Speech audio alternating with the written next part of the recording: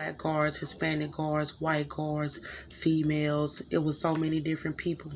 But these were the people who were already coming after me and my son in the community because I knew who they were before my baby daddy even got out of the prison, and he had already been down with these people. And his mama was down with these people. And they're a gang.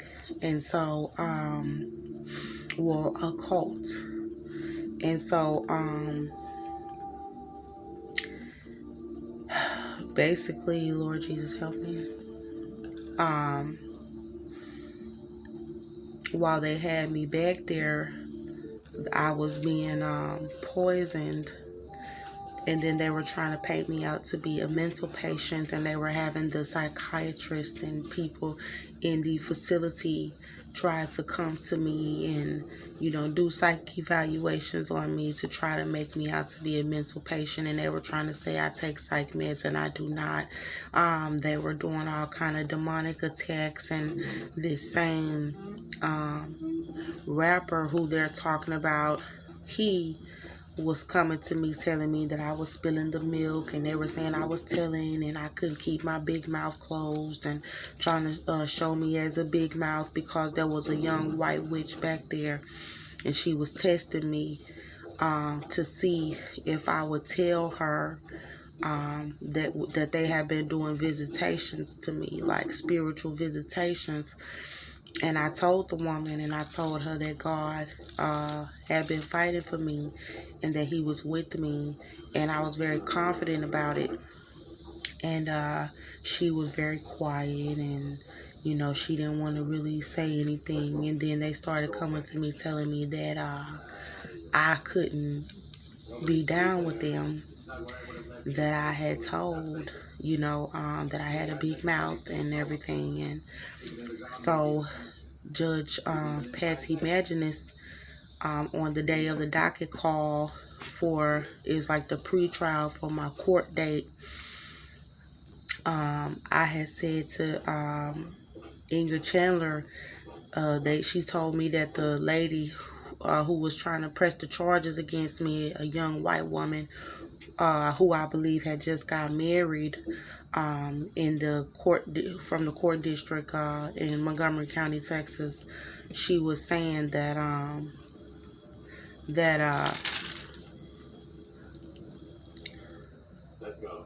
she wanted to give me time served. So Ingrid Chandler came up to me and was like, "Do you will you?"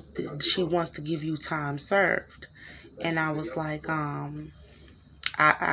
you know, first I gave her the 911 calls, and I was like, because it was a list of 19 911 calls, and it was from at least 13 locations in Conroe, Texas, and Magnolia, Texas, where Austin John Metter had been attacking me, and people had called the police, and I was pregnant each time that he was doing this, except for when I gave birth to Melbourne, right after I gave birth to Melbourne. And he was attacking me right after I gave birth. So basically,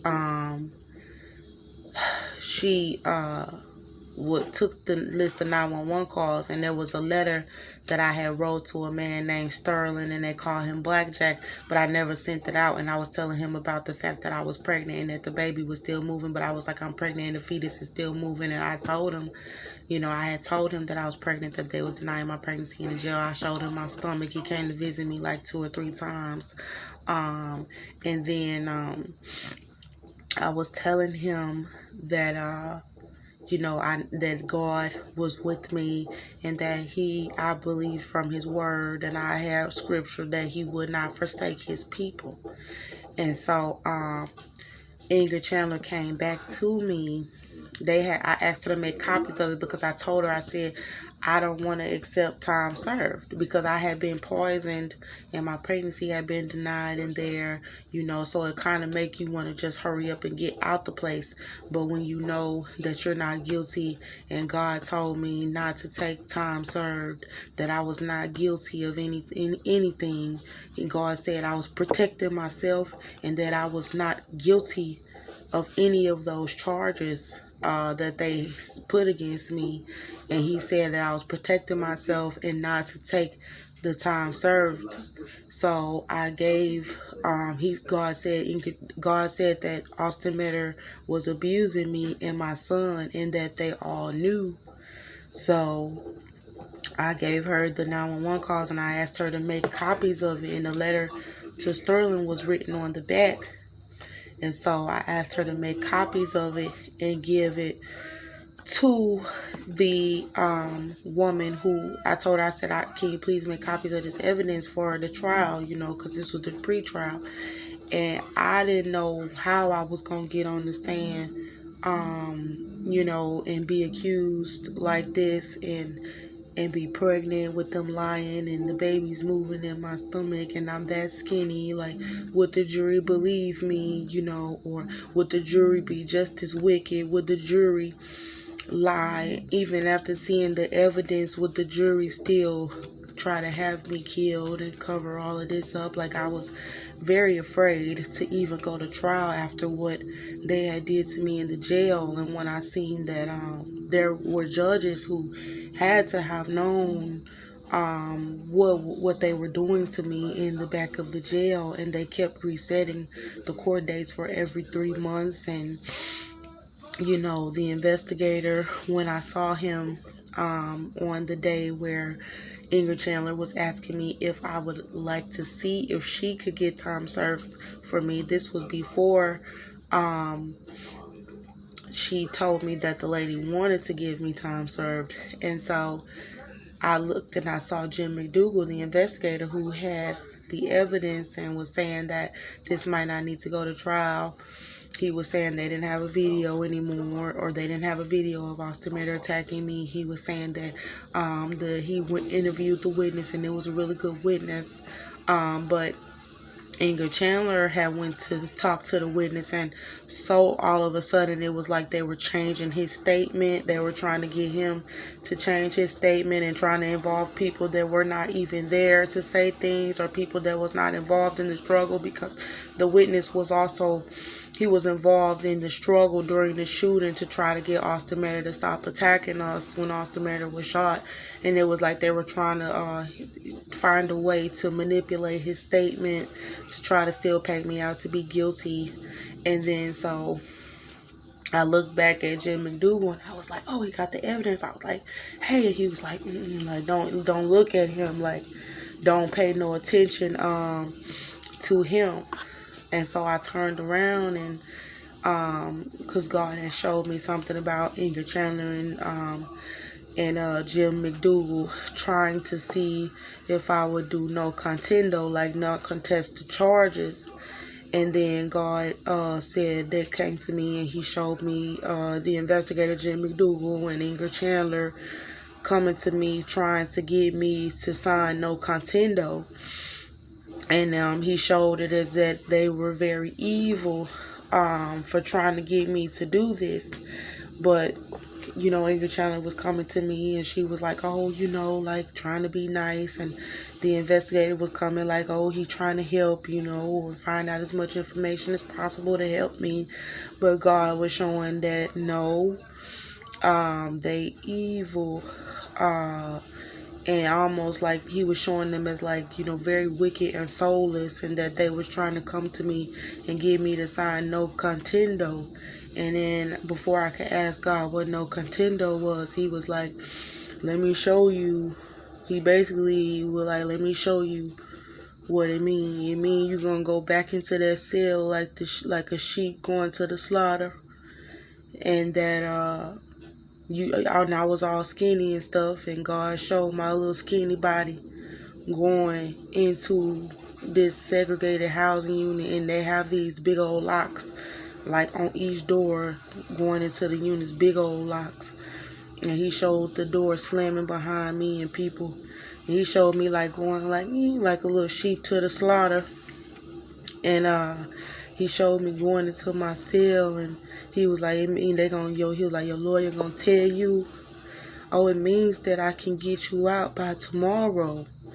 And that he was like, and if you sign no contendo, I'm gonna show you. And he showed me Me going back into the cell thinking and looking out the door or the window of the cell and thinking, and looking for my lawyer and saying, oh, my lawyer coming, like excited because I had been back there for 10 months with them, poisoning my food and me having to starve because I didn't want to eat the poison.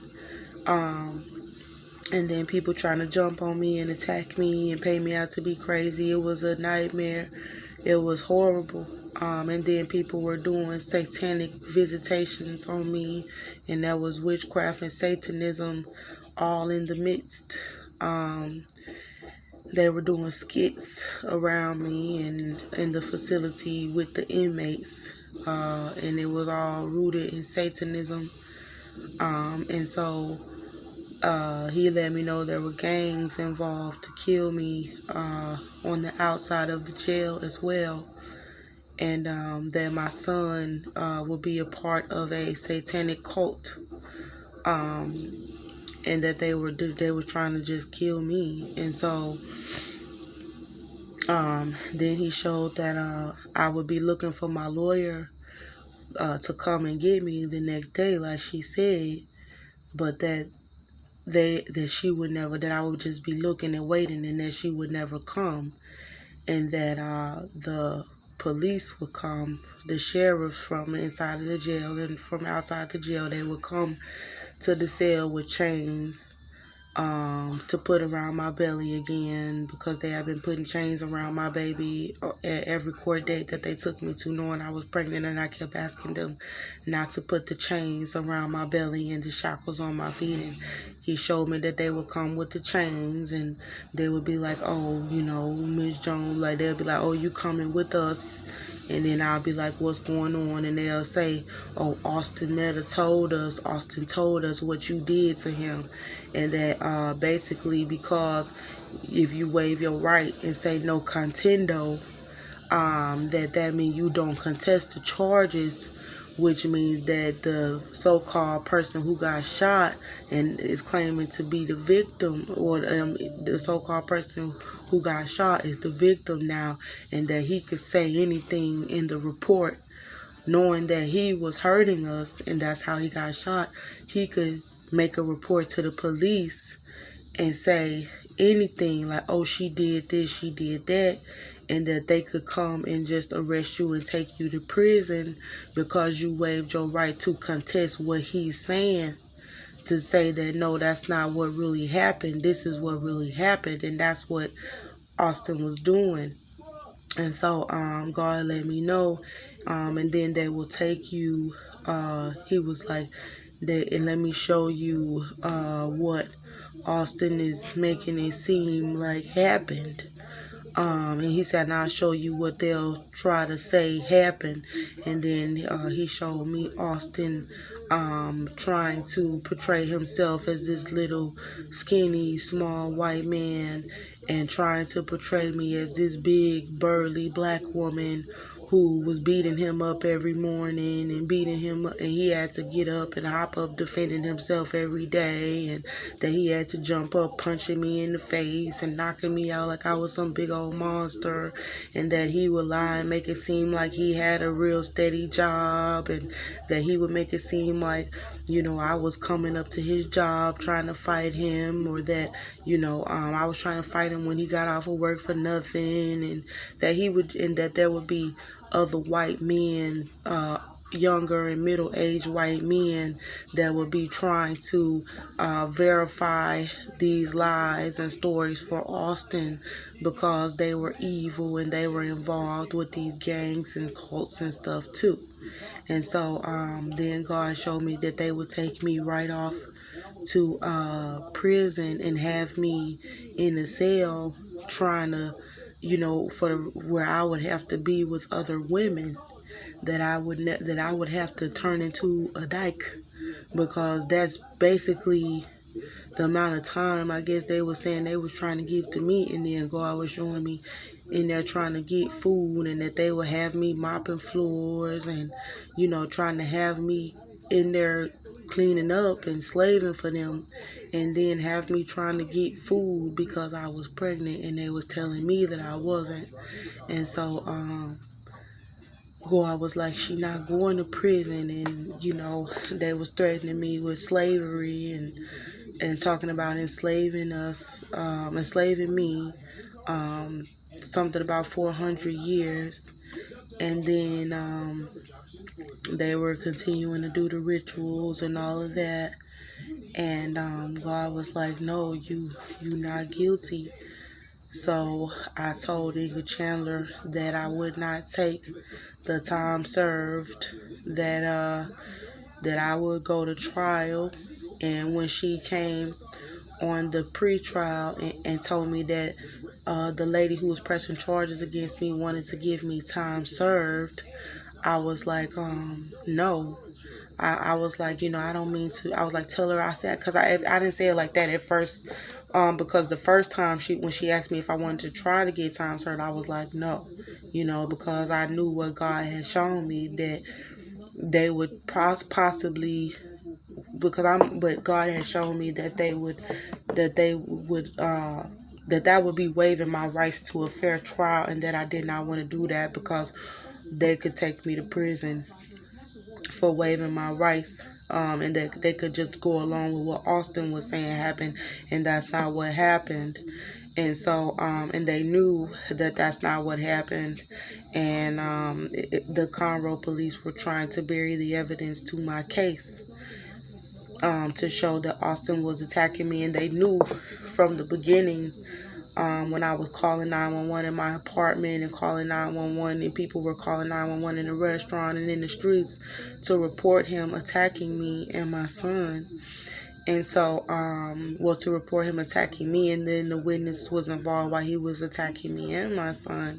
So the witness had written a report and told them, because Officer D. Strider took me to the Conroe Police Department, and he said, I asked him, what am I being charged with? And he was like, well, you're not being charged with anything right now because the witness statement is lining up with what you're saying. But then when Jim McDougal came, supposedly there was no witness statement, and he had to go up there and interview the man, and he said I had a really good witness, and that the witness had told him everything that I'm saying, that he was knocking us down, he was attacking me and my baby. He had called 911 before he came in there, that I had came in the restaurant with my baby in my arms, and after Austin had been attacking me outside in the streets. And I told him, I said, can you please call 911 because Austin Metter is, I said, because my baby daddy is attacking me outside, my child father is attacking me outside. And the man got up and started calling 911. I hid behind the man, and Austin John Metter came in the restaurant looking for me. He walked out, he came back in, and he seen me, he found me hiding behind the man, and then he started attacking me, and then he started attacking my son, and he wouldn't stop when the man tried to get him to stop attacking me. And then he started attacking my son, and he wouldn't stop when the man tried to get him to stop attacking my son, and I was trying to get him to stop attacking my son, and then I shot him. And so that's what took place. I shot him in the leg, and that's what took place.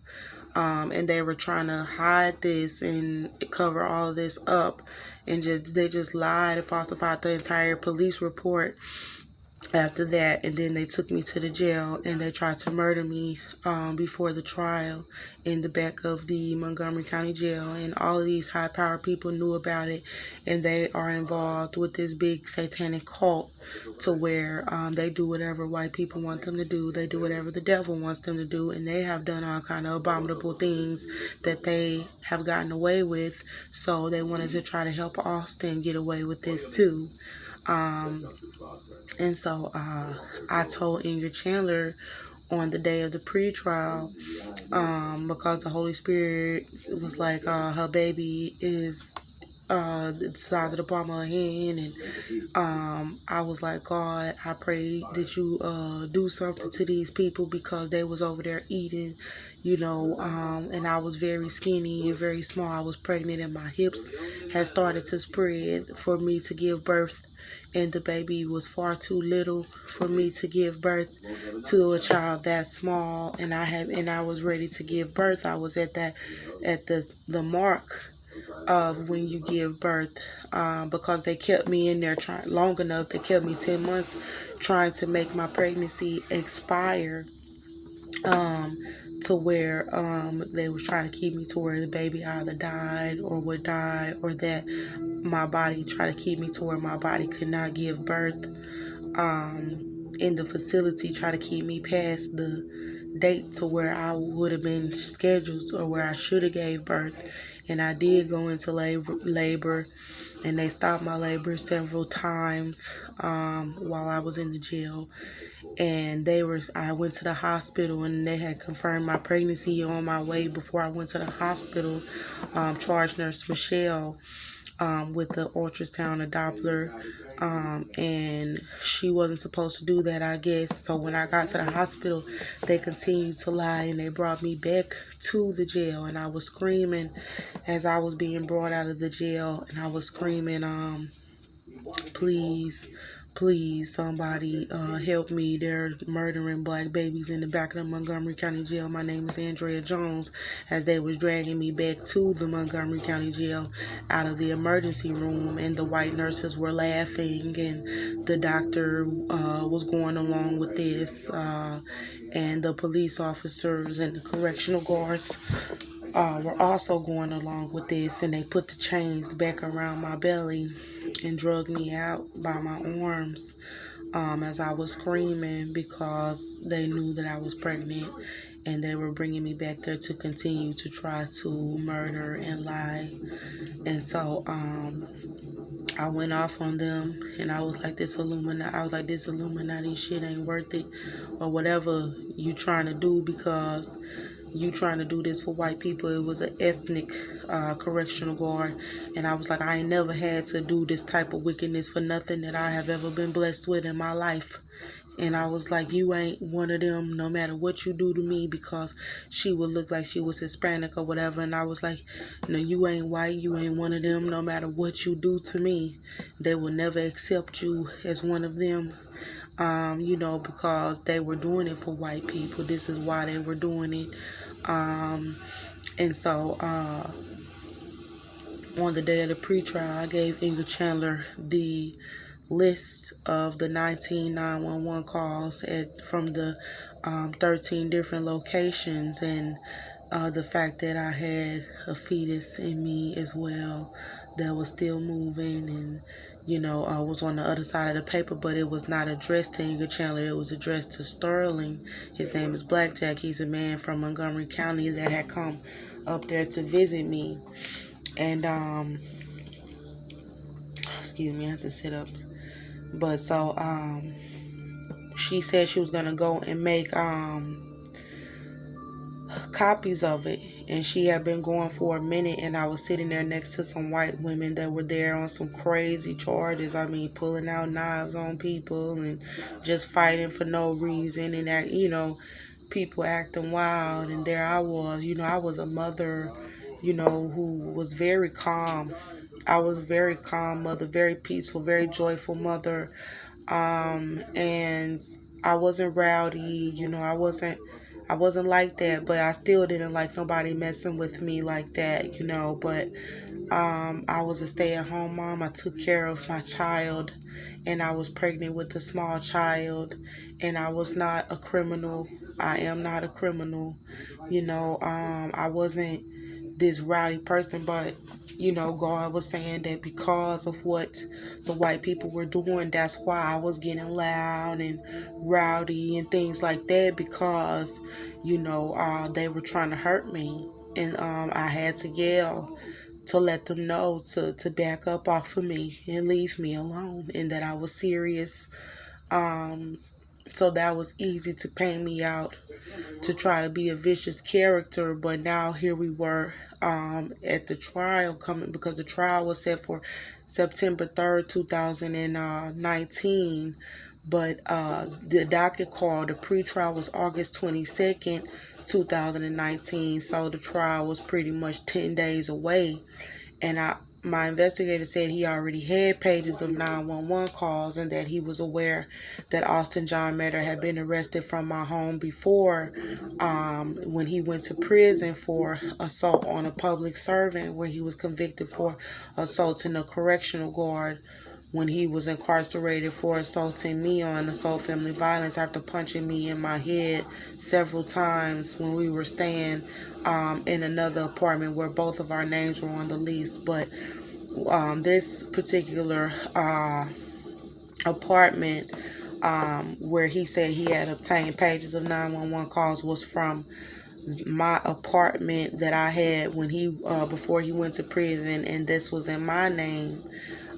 So there were several 911 calls prior to that too, and he didn't mention those to me, but they were still in Conroe and Magnolia, so they were still in Montgomery County, Texas, and I don't know why he didn't mention those. But I was giving Ingrid Chandler, I gave her the list of those 911 calls because God had told me that the Conroe police were trying to get rid of the evidence for Cynthia O'Vera, Austin John Metter's mother, because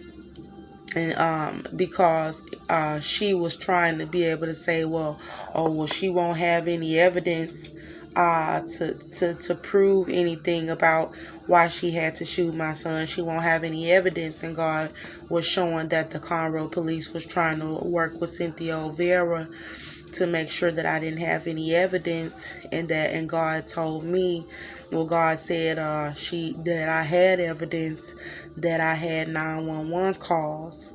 So I went and wrote down every single 911 call, every single time someone has called 911 on Austin Metter for abusing me, for witnessing him abusing me in Montgomery County, Texas.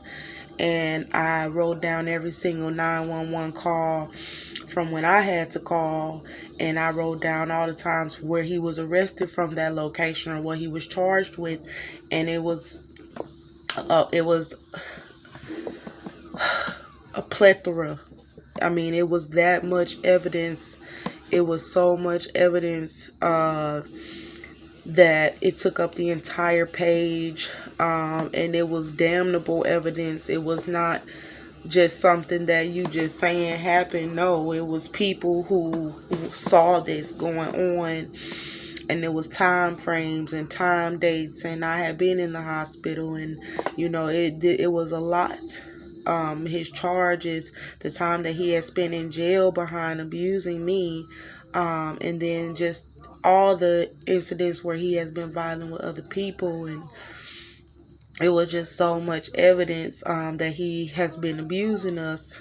And she took it and said she was gonna make copies, and she was gone for a while. And when she came back, Ingrid Chandler had 2 pieces of paper because they had dropped 2 of the charges, I guess, and then she brought me 2 pieces of paper saying motion to dismiss, and Judge Patsy Maginnis signed off on it, saying that they had lack of sufficient evidence to try to charge me. And I wasn't really comfortable with that because everybody knew that I should not have been charged. But because I don't really know the terminology of how they do these things, I was like, okay, I'm cool with that, because I saw that people could pay off their charges on there were different boxes, like, oh, they paid, a certain fine, and then they dropped the charge, or, there were so many different reasons. But I'm very tired, so I'm gonna wrap this up. There were so many different reasons as to why they would drop the charge, but for mine it was lack of sufficient evidence to charge me with assault with a deadly weapon. And then she signed that it was lack of sufficient evidence for them to charge me with child endangerment, because they had charged me with child endangerment, and they charged me with they charged me with lack. It's a little hard for me to sit up straight like this, but they charged me with lack of sufficient evidence. And then I had got out, and people were staging stuff and setting me up in their homes, and setting me up to be out on the streets, and then have the custody trial because they sued me for my baby and had a hearing. Cynthia O'Vera and Austin Metter sued me in Judge Tracy Gilbert's courtroom, and I went to several different court dates. And I won. God said that I won the custody hearing against Austin Metter, but Judge Tracy Gilbert said that he couldn't give me my son because I was still incarcerated, and he said that when I got out of the jail, that he would allow me to come to him and show him the evidence of Austin Metter abusing me or whatever, because I told him I was getting out because God told me that I was getting out. So when I got out, before my trial, I got out. They released me, and there was never a trial. And so then, August, September, October, November, the beginning of December, they brought me to a trial because Cynthia O'Vera filed after Austin Metter got arrested. So he gave Austin Metter temporary custody of Melbourne Halo Metter, our son, while I was incarcerated in the Montgomery County Jail. And I told him that Austin Metter was a danger to Melbourne and that I didn't agree with that order. And then so after that, he got arrested. Austin Metter got arrested for attacking a woman in Cynthia O'Vera's home because he was in my house attacking me in Melbourne when he got out of prison, and I ran out of the house with Melbourne with the gun in my purse after calling the police several times and notifying my family, notifying his mother, his father, different friends, after notifying everybody I could that he was abusing us. All of a sudden, I had to run out of the house with the gun and trying to get help and get people to call the police again because the police was not helping us. Because Cynthia O'Vera was calling the police department asking the police not to help me and to come try to find a reason to arrest me instead. And then trying to make up reasons to tell the police why not to arrest Austin, and then lying for Austin and saying that I was hurting him and I was not. And then saying, making up stuff like, oh, he got a scratch on him, just trying to do anything to try to take up for Austin, take up for her son when he needed to go to jail. Even though he had just got out of prison, it didn't matter. He was still attacking people, and he was attacking Melbourne in the house and attacking Melbourne in the community when I shot him. And they were trying to cover up all of this information. And God was like, I have 911 calls. So it just was a long, drawn out story. I'm very, very, very, very tired. But when I got out, they had different people involved to try to say that I was not pregnant, and to guys to try to get with me and try to paint me out to be an unfit mother. They had different family members trying to put me out of their house and not allow me to stay with them in their home.